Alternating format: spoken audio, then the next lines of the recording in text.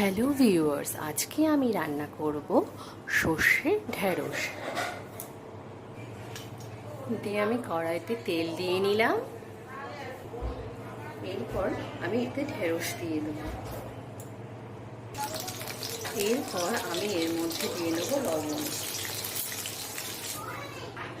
দেখুন, ঢ্যাঁড়স আমার ভাজা হয়ে গিয়েছে। কড়াইতে আমি তেল দিয়ে নিয়েছি। এবার দেবো 5 ফোড়ন আর শুকনো লঙ্কা।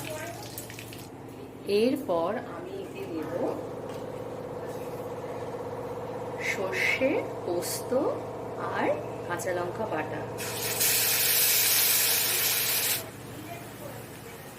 আর দেব 3টে গোটা কাঁচা লঙ্কা।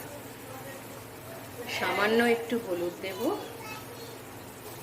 আর দেব একটু লবণ। দেখুন, মশলা আমার কষানো হয়ে গিয়েছে। এরপর আমি ভেজে রাখা ঢেঁড়সগুলো এর মধ্যে দিয়ে দেবো। দিয়ে ভালো করে এর সাথে মিশিয়ে নেব। দেখুন, ঢেঁড়স আমার হয়ে এসছে। দেখুন, ঢেঁড়স আমার রেডি। আপনারা প্রত্যেকে বাড়িতে বানাবেন, বানিয়ে খেয়ে বলবেন কেমন হয়েছে, এবং ভালো লাগলে চ্যানেলটাকে লাইক এবং সাবস্ক্রাইব করে দেবেন। আজকে আমি আমার ব্লগ এখানেই শেষ করলাম।